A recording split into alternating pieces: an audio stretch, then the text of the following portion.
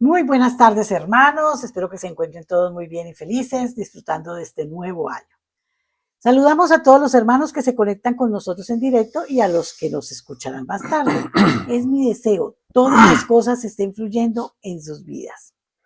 Mi pregunta hoy es, ¿eres capaz de amar hasta que te duela? La Biblia dice en 1 de Juan del 4, del 7 al 11.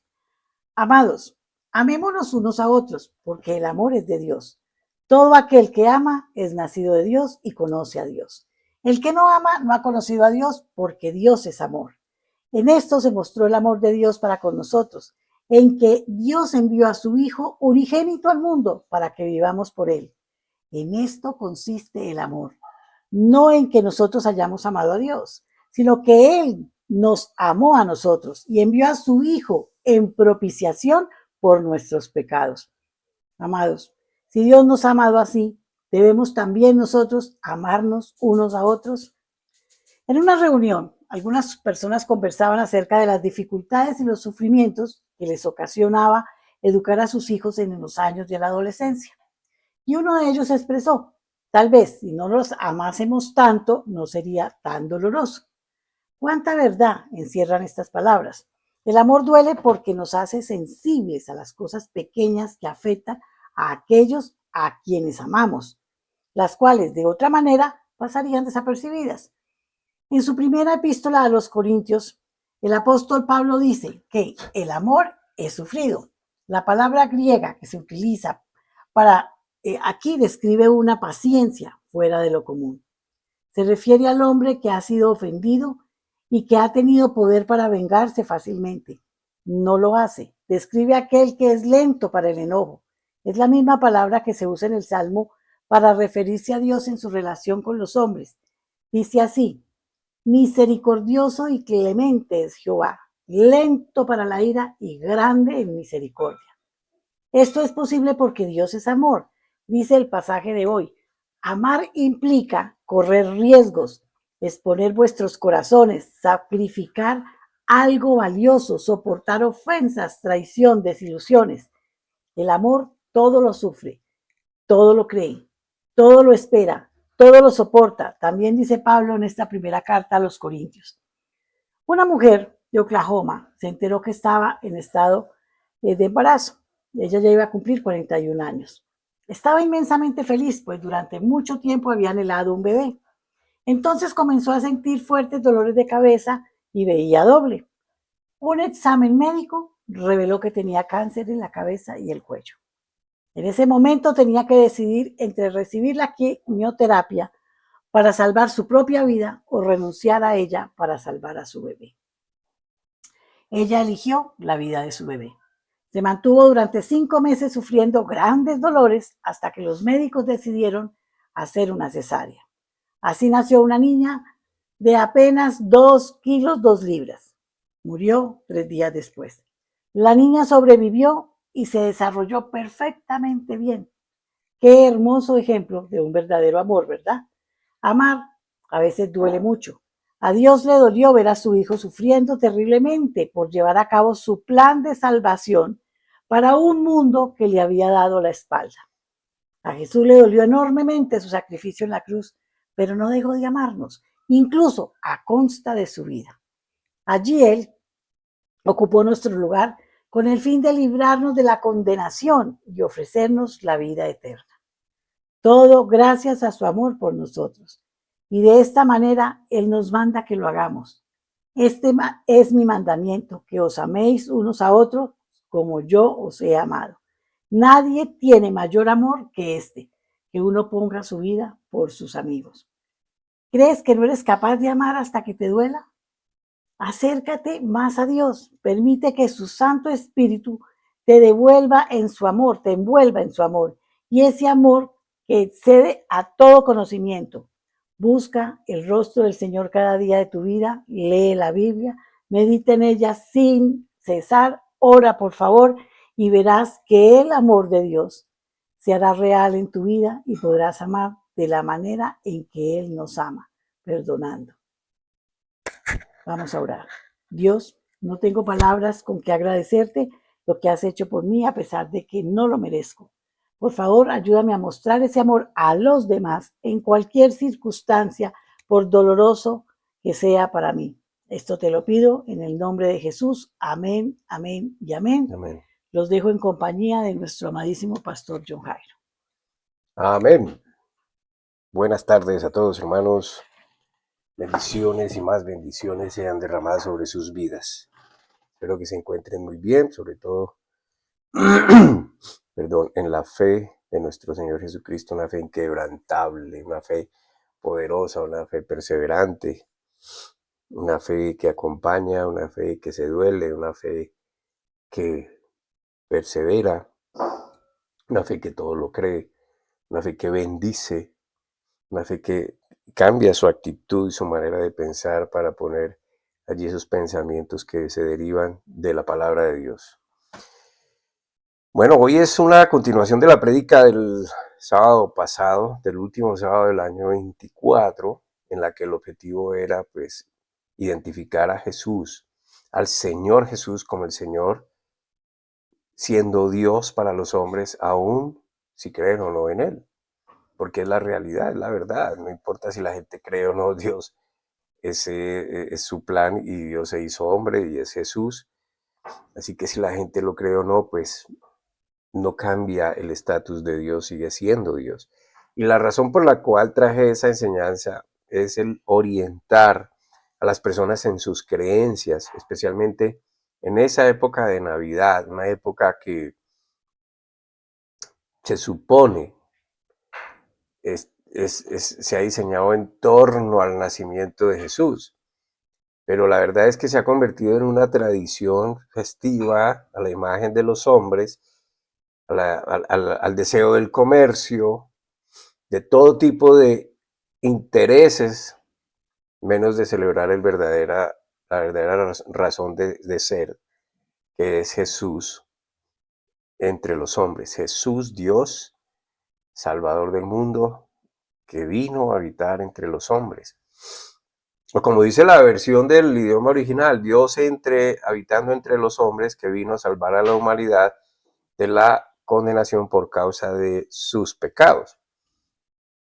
Entonces es muy importante dar a conocer el Evangelio para enseñar a las personas la realidad sobre el nacimiento de Jesús, sobre su muerte, su resurrección.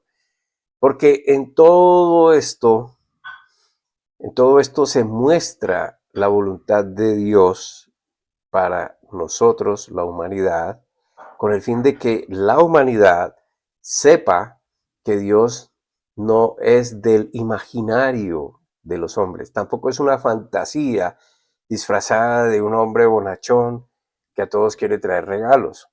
Menos es un hombre bueno que simplemente fue maltratado y muerto en la cruz sin culpa alguna, sobre el cual hay que lamentarse. Jesús es mucho más que eso. Es la prueba real, es la prueba física de la existencia de Dios que vino él mismo en persona, rebajándose a nuestro nivel humano para lograr que entendiéramos su existencia. Así de sencillo es. Su presencia en nuestras vidas, su deseo de que todos estemos con Él por la eternidad y lo más importante es cómo lograrlo de parte de nosotros, cómo nosotros podemos adquirir esto, lograr esto. ¿Amén? Entonces el deseo de Dios está manifiesto, se manifestó, Dios se hizo hombre, como dice Juan, y dicen otras partes de la Escritura que deberíamos estudiar y comprender por qué Jesús. Amén. Entonces es maravilloso pensar en esto, que Jesús, siendo Dios, no estimó ser igual a Dios y se despojó de todo para hacerse como nosotros. Y en forma de nosotros se humilló a sí mismo para pasar por esa horrenda muerte de cruz, por todo lo que pasó para morir en la cruz. Pero morir en la cruz tenía un propósito enorme, maravilloso, lleno de amor y de misericordia. Por eso hoy el título de esta enseñanza o predicación, que es continuación de quién es Dios en su vida o quién es Dios para usted, lo invita a descubrir a aquel que fue anunciado con muchos años de antelación por parte de esos profetas, que eran hombres escogidos por Dios para que hablasen de parte de él. Hombres que no se juntaron para planear una estrategia, porque muchos de ellos ni siquiera se conocieron. Es más, muchos de ellos existieron antes o después de que algunos otros escribieran, de que ellos mismos escribieran. eh, y simplemente empezaron a hablar de parte de Dios lo que Dios les daba que dijesen, sobre todo lo que acontecería con la venida de Jesucristo, el Salvador del mundo. Por ejemplo, Isaías predijo la existencia de Jesús, su muerte la predijo 700 años antes de Jesucristo. David hablaba del Mesías, los profetas Elías, Eliseo, Jeremías, Nehemías, hablaron del profeta, del Mesías, anunciando su venida que vendría, amén, y fue identificado en ese entonces como Emmanuel, y Emmanuel en el idioma original quiere decir Dios con nosotros. Ahora, cuando realmente se anuncia el nacimiento, que fue en la época de José y María, María recibe la gran noticia de que ella ha sido escogida para engendrar del Espíritu Santo al Hijo que vendría para salvar al mundo, y él sería llamado Jesús. En el idioma original quiere decir Salvador del mundo. Entonces, este nacimiento de Jesús está resaltado en la Biblia, y la Biblia tiene un antes y un después de Jesús. El antes es el Viejo Testamento, que no acaba exactamente con el inicio de los evangelios, Mateo, Marcos, Lucas y Juan, sino que el Viejo Testamento es desde la muerte de Jesús hacia atrás, y de ahí en adelante viene el Nuevo Testamento, que se marca desde el nacimiento, la resurrección de Jesús en adelante. Ahora, tan impactante fue todo esto que el mundo también tiene un antes y un después de Jesús, y se llama el antes de Cristo y el después de Cristo. Entonces, el nacimiento de Jesús realmente fue trascendental para la humanidad en todo sentido. Y estas fiestas de Navidad se celebran casi que en todo el mundo, y todo el mundo celebra es la natividad. Navidad quiere decir natividad, y que es simplemente el nacimiento. Amén. Y el nacimiento es el de Jesús. No hay otro nacimiento que se haya marcado de esta manera. Entonces, el mundo supuestamente, y digo supuestamente porque se volvió una tradición, no es algo que tenga mucho sentido para la gente, que entienden su significado. Prácticamente uno pregunta y la gente no sabe lo que significa. Entonces pero el mundo sí celebra esa Navidad, ese nacimiento. Amén. Navidad, que como vuelvo y repito, Navidad quiere decir natividad o nacimiento. Entonces Jesús nace y tuvo un solo objetivo con su venida, y fue el morir por nuestros pecados, para él pagar por nosotros. Él pagó lo que nosotros debíamos pagar, con el fin de redimirnos o exceptuarnos de la condenación por causa de esos pecados. Amén. Esta es la esencia pura de la venida de Jesús. Obviamente que no fue solo la muerte, sino también la resurrección. Ahora, ¿qué dice Dios sobre esto? Les voy a traer un par de escrituras. Dios dice en Marcos capítulo 10, versículo 18. Y estas son palabras del mismo Jesús. Jesús le dijo: ¿por qué me llamas bueno? Y esto que va a leer es para comprender el estado de la humanidad. Amén. Y entonces alguien le dice: ¿por qué me llamas? Le dice: maestro bueno. Y él dice: ¿por qué me llamas bueno? Nadie es estimado bueno. Y escuche, nadie es estimado bueno excepto uno, Dios. Y en Efesios capítulo 2, versículos 4 al 5 dice: pero Dios, que es rico en misericordia por su gran amor con que nos amó, aún estando nosotros, refiriéndose a la humanidad, muertos en los pecados, nos dio vida juntamente con Cristo. Cristo es el Mesías Redentor. Entonces dice la Escritura muy claramente que no hay uno bueno. Y aun cuando usted, como yo, pueda, como yo lo hice alguna vez, pueda pensar o pueda sentir o considerarse que es muy bueno, es Dios mismo el que todo lo sabe, el que puede inclusive conocer nuestros pensamientos más íntimos, es el que dice que no hay uno bueno.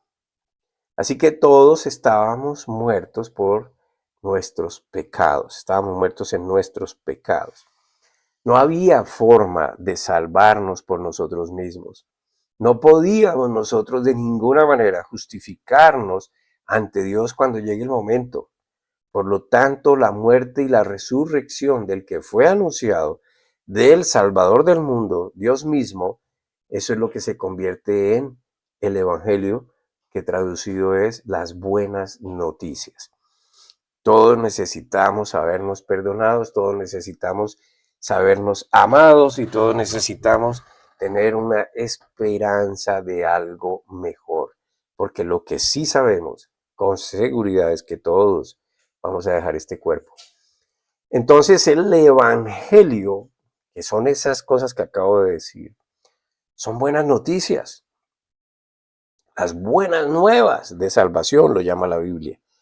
¿Por qué las buenas nuevas de salvación? Porque dice la Biblia que todo aquel que en esto crea será salvo. Amén. No necesitas hacer nada más, es creerle a Dios. Entonces, las buenas noticias son que Dios existe, que Dios nos amó, que vino en forma de nosotros, es decir, forma humana, para dar su propia vida con el fin de Él pagar en sí mismo, en su propia humanidad, por nuestras faltas, haciéndose vencedor sobre Satanás en esa muerte y quitándole toda potestad que nos condenaba. Por eso resucitó con poder y gloria. Por eso Jesús le dijo a sus mensajeros, a los apóstoles, lo siguiente, con el fin de que ellos dieran a conocer la noticia. Y escuche bien, puede que usted lo haya escuchado antes, pero ponga atención y repare, hermano, en lo que está diciendo esto. Mateo 28, versículos 18 al 20. Y esto está sucediendo una vez que Jesús resucita. Amén. Se aparece allí a los discípulos, ellos están concentrados en un lugar que se llamaba el aposento alto, y él llega a ellos, está en medio de ellos, y les dice, acercándose a Jesús, les habló diciendo, toda potestad me ha sido dada en el cielo y en la tierra. Toda potestad, todo poder, toda autoridad me ha sido dada allá y acá. Por tanto, id y haced discípulos a todas las naciones, sumergiéndolos o bautizándolos en mi nombre, y enseñándoles que guarden todas las cosas que os he mandado. Y he aquí, yo estoy con vosotros todos los días hasta el fin del mundo. Juan capítulo 17, versículos 2 al 3. Así como le diste potestad sobre todo hombre para que dé vida eterna a todos los que le has dado, y esta es la vida eterna, que te conozcan a ti, al único Dios verdadero, es decir, a Jesús Cristo, a quien tú has enviado. Es bien claro lo que dice la Escritura. Entonces, como vemos nosotros, hacer discípulos no es solamente predicar la palabra de Dios y ya, es enseñar. Ahora, no quiero criticar a la gente que va y predica en las calles, y no estoy en contra de eso. Ojalá todos lo pudiéramos hacer, pero ojalá fuéramos un poquito más allá. Amén. Enseñar, como dice aquí, que conozcan y entiendan a Jesucristo. Amén. Conocer no es de una sola vez. Entonces, es mucho más que simplemente decir la palabra. Entonces, hacer discípulos no es solamente predicar la palabra de Dios, es enseñar pacientemente quién es Jesús, quién es Dios, para que a toda persona que es enseñada en esto pueda establecer una relación directa con Dios, no con hombres, no con intermediarios para llegar a Dios, sino directamente con Él, porque todo es por fe. Bienaventurados aquellos que sin ver creyeron. Amén. Fe fe no necesita prueba, fe no necesita sentir. La fe es una convicción sobre algo real, sobre algo que se le ha enseñado, sobre algo que sencillamente es convicción. Y cuando me refiero no a una relación con hombres, no me estoy refiriendo a que no tengamos amistades o relacionemos con otras personas, porque esto es importante, sobre todo dentro de la iglesia de los creyentes, dentro de los creyentes, es importante la relación, porque de esta manera nosotros podemos dar a conocer más a Dios y podemos moldearnos en el carácter conforme al de Cristo. Pero no es buscando traer a las personas a que lo adoren a otra persona, sino que adoren a Dios, que hablen con Dios, que escuchen a Dios. Entonces el punto es que cada persona puede descubrir a aquel que fue anunciado que vendría a salvar a la humanidad de sus pecados. Es más, vino y ya sucedió. Jesús es Dios que se hizo hombre con esa finalidad de hacernos justos ante el Padre por medio de su propia justicia. Solamente nos invita a creer en lo que hizo y a vivir esta vida con esa fe de que Él es real, que está en medio de nosotros, aun cuando nuestros sentidos no lo detecten, que creamos que Él nos amó y amará por siempre y está ahí con nosotros, y que sea lo mejor para nosotros aún mientras estemos en este cuerpo. Cuando usted lee el Viejo Testamento, todas estas personas que creyeron en Dios y sus mensajes por medio de los profetas, ellos entendían, ellos supieron que vendría y creyeron que vendría el Mesías. El problema es que, como sucede siempre, pusieron límites a esa llegada o interpretaron con muchas cosas que ya vendría, pero cuando vino no fue reconocido. Entonces esperaron verlo aun cuando no pudieron muchos de ellos, porque ellos murieron antes. Confiaron, sin embargo, en el anuncio de Dios y murieron en esa esperanza. Y era para ellos la gran esperanza de su redención y siempre estaban entonces mirando hacia allá, hacia ese Mesías que vendría, hacia ese sacrificio que vendría, porque todo lo que se hizo de ahí para atrás, todo lo que se estableció como procesos de redención, que era la muerte de animalitos, sacrificio de animales en el templo, simbolizaba a la muerte de Jesús. Ahora, eso era en el Viejo Testamento. Amén. ¿Y qué pasará con ellos? Pues ya más adelante entenderemos qué es lo que va a pasar. Pero ahora, después de Jesucristo, ¿qué es lo que nosotros hacemos? Estamos mirando ya no hacia adelante, sino hacia atrás, es decir, hacia lo que ellos esperaron que pasara, que fue el sacrificio del Cordero Perfecto que quita el pecado del mundo. Nosotros miramos ese sacrificio que ya sucedió, por eso no necesitamos de otro sacrificio, no necesitamos de otro Cordero que se prometió que vendría y que vino. Él ya pasó, él ya vino. Entonces, unos miran hacia adelante, otros miramos hacia atrás. Amén. Y todos parten de lo mismo. El Cordero perfecto que quita el pecado del mundo. El capaz de redimir por siempre a la humanidad. Y ese fue Jesucristo. Ahora bien, el fin de año y el comienzo de otro para muchos significa un nuevo comienzo, nuevos propósitos. Pareciera que colocan sus esperanzas en lo que el tiempo les traerá, sin saber aún si va a venir, pero tienen la esperanza de que las cosas van a mejorar y se hacen unos propósitos y entonces confían en que, simplemente confían en que, porque es un nuevo año, pues vendrán nuevas cosas. Y aún creyentes colocan toda su fe en que el tiempo, que el nuevo año en sí mismo les va a conceder mejores oportunidades, nuevas expectativas o la realización de lo que tanto han esperado. Año tras año, iba pasando el año, iba transcurriendo y es como vivir cada día. Algunas cosas suceden, otras cosas no suceden y eso conforme a la expectativa de cada uno. Pues bien, hermano, permítame decirle que creer en Dios incluye también su bienestar. O sea, no es cuestión del tiempo, no es cuestión de simplemente proponérmelo.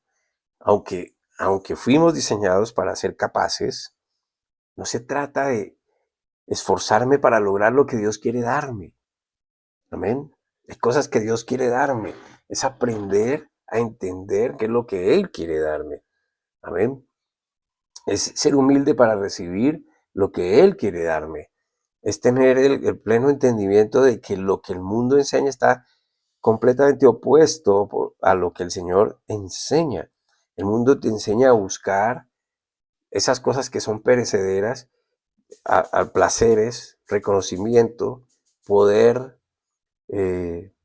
poderío económico, en fin, cosas que son finalmente vanas. Entonces, no pasa eso cuando Jesús se convierte en nuestro Señor, nuestro Salvador, nuestro pastor. Cuando el Señor es nuestro pastor, mire lo que dice la Escritura. A ver si usted puede comprender lo que el Señor quiere hacer. Por ejemplo, el Salmo 23, versículo 1 dice, el Señor, refiriéndose obviamente a esa divinidad, es mi pastor, nada me faltará, nada me faltará.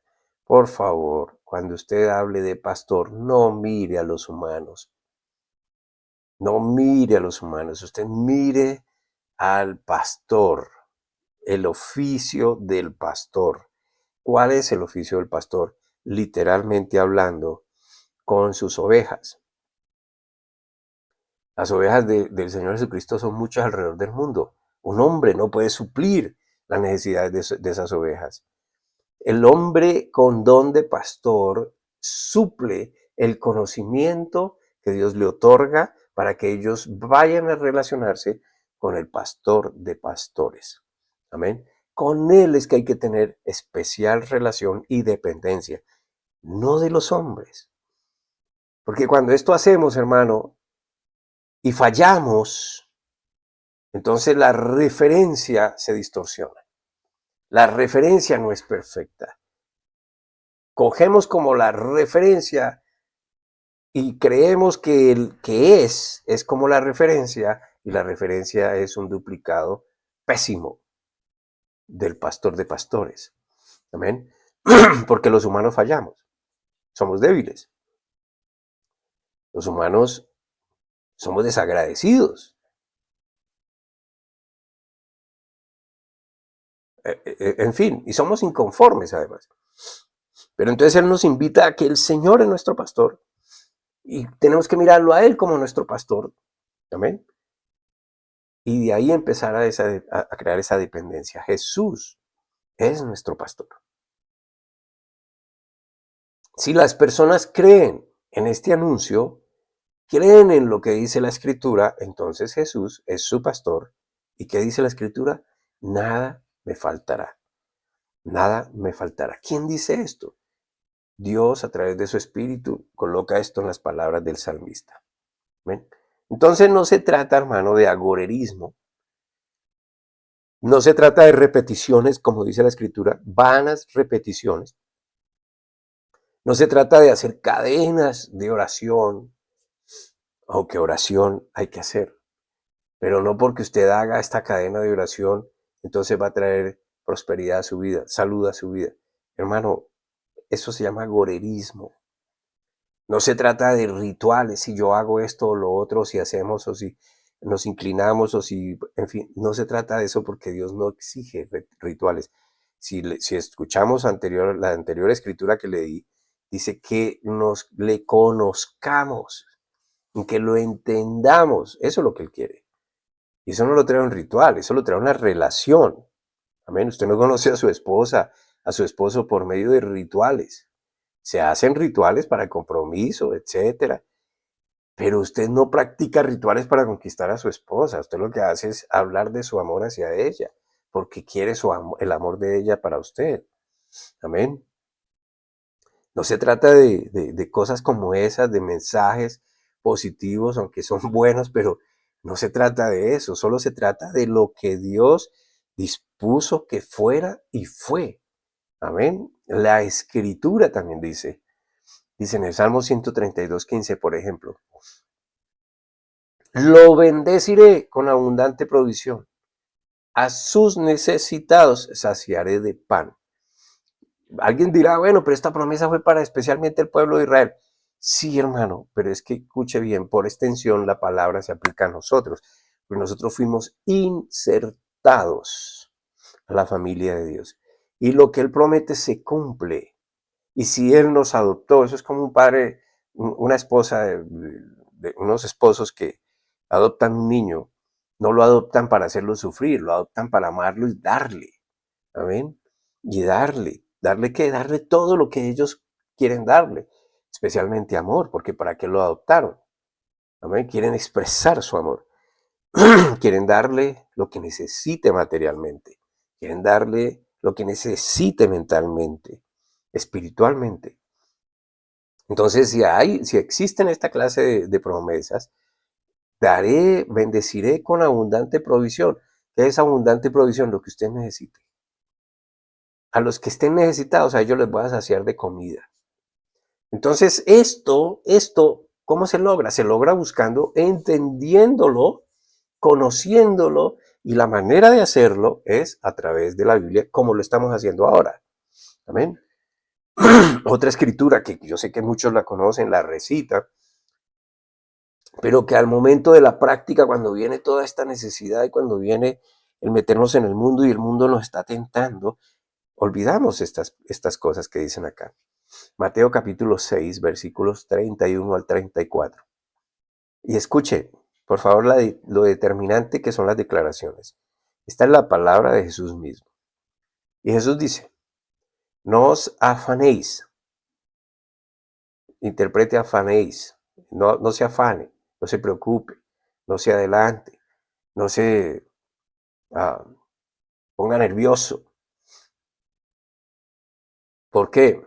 No os afanéis pues diciendo, ¿qué comeremos o qué beberemos o con qué nos vestiremos? Lo básico de cualquier persona. Porque los gentiles buscan con afán todas estas cosas. ¿Quiénes son los gentiles? Los que no son judíos. O sea, usted y yo. Pero vuestro Padre, con P mayúscula, el que está en el cielo, sabe que tenéis necesidad de todas ellas. ¿De cuáles ellas? De lo que necesitamos para comer, de lo que necesitamos para vestirnos, de lo que necesitamos para beber, cosas esenciales de la vida. Él sabe esto, que necesitamos esto. Entonces dice, busca primeramente el reino de Dios, la justicia de Él, y todas estas cosas van a serte añadidas. Así que no os afanéis por el mañana, porque el mañana se preocupará de sí mismo, hasta cada día sus propios problemas. Entonces yo creo que lo más importante, lo que realmente nos debe dar esperanza, seguridad y paz, es la promesa de nuestra salvación por el perdón de nuestros pecados. La provisión viene. ¿Qué es buscar la justicia de Dios? Es saber lo que Él hizo por nosotros en la cruz. Esa es la justicia de Dios. Porque la justicia de Dios requería, el que peca muere y para redimirlo hay que derramar sangre. Esa es la justicia de Dios. Usted puede estar de acuerdo o no, pero eso no importa porque es lo que Dios decidió. Dios es soberano. Dios es el creador del mundo, de todas las cosas, es el dueño de todo. Entonces, si Dios dispuso que era así, y Él no dijo, ustedes van a tener que morir, dijo, yo voy a morir por ustedes en la cruz. Esa es mi justicia, yo voy a pagar, yo no merezco morir. Ustedes no merecen que yo muera por ustedes, ni que pase por semejante tratamiento que me van a dar ustedes mismos. Pero lo voy a hacer por amor a ustedes. No, yo voy a pagar. Con esa justicia yo mismo me satisfago, y el que crea en esta justicia, busque de ella y se meta en ella, pues simplemente va a tener esa seguridad de la salvación. Va a tener la seguridad de que fueron perdonados sus pecados. de que mis promesas van sobre Él. ¿Quién fue el que pagó entonces por nosotros? Pues Jesús pagó. Él fue el que pagó el precio para redimirnos, eximirnos de culpa y de condenación. Entonces esa es la justicia de Dios requerida y Jesús la cumplió en la cruz. Es decir, si entendemos y conocemos la Escritura, fue Dios mismo en la forma de hombre pagando por nosotros porque nos amó. Entonces esto fue lo anunciado. Eso es lo que significa evangelio o las buenas nuevas de salvación. Buenas nuevas que todos al atenderlas, al escucharlas, al entenderlas, deberíamos compartir con los demás. Porque Jesús no nos mandó a hacer grandes edificios para almacenar gente, haciéndolo de manera entretenida, con todas estas cosas que ahora existen, de esa música y todas esas luces y todas estas cuestiones. Eso no es condenación, pero es que no nos mandó a hacer eso, nos mandó a decirle a la gente, enséñenle, predíquenle, díganle cómo es.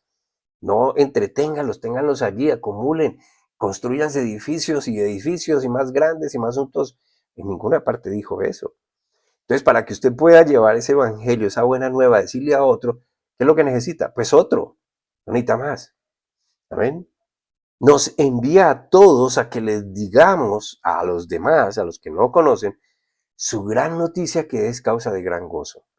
¿Cómo no va a ser gozoso saber que he sido perdonado? ¿Cómo no va a ser gozoso que no tengo temor al dejar este cuerpo porque sé para dónde voy, con quién me voy a encontrar? Con el amado, el que me amó a mí.